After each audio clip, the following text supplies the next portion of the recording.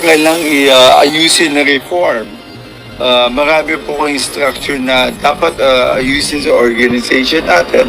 But I guess already binigyan na natin ng at least 100 na ito yung dapat gawin natin. How we manage our people, how we strict our maraming policies na binago namin na within internal policies that you can see in the future.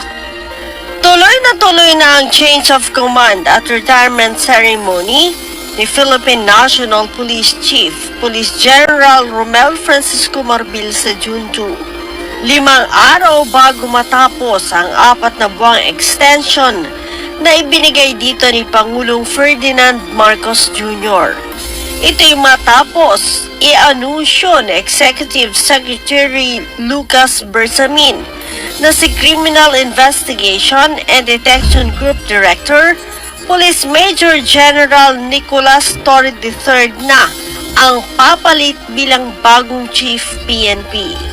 Alam mo, si Presidente always demands performance. Kahit na ano yung pinagawa sa iyo, you must have,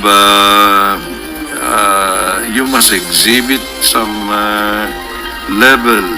high degree level of performance. So maybe that is one. I'm not going to discount that. Ito po yung bagong pulisiya namin. Dati po, pagka nagkakamali ang pulis, ang ginagawa, pinatatapon lang sa Mindanao.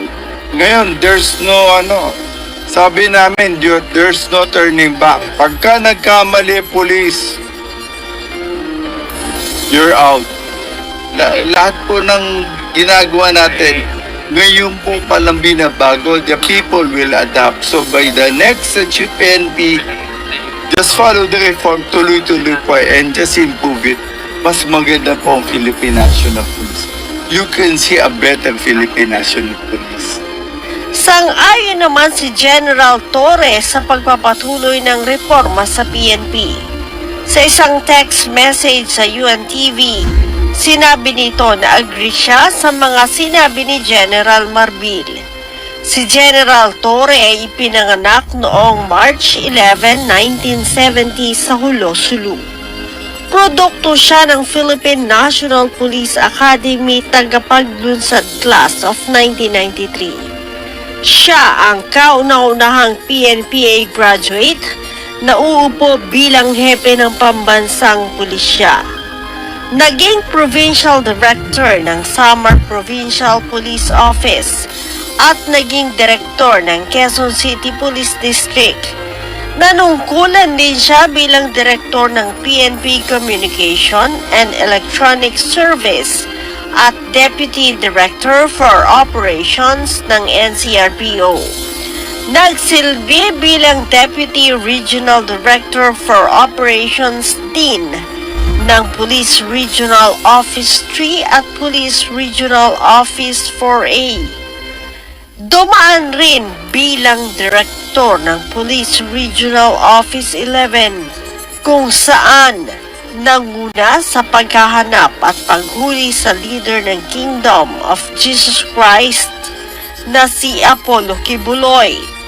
Si Torre din ang nanguna sa kontrobersyal na pagsisilbi ng warrant of arrest kay dating Pangulong Rodrigo Duterte at ang pagpapadala dito sa The Hague, Netherlands, kaugnay sa kasong crime against humanity.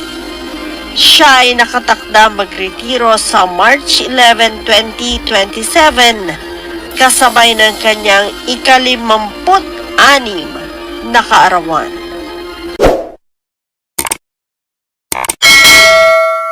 Welcome to Team Sam TV, your channel for the latest news updates. Here, we break down the biggest stories from around the globe, covering everything from breaking news to politics. Whether you want to stay informed or just catch up on what's happening, we've got you covered. So, don't forget to subscribe and hit that notification bell so you never miss out on the latest news.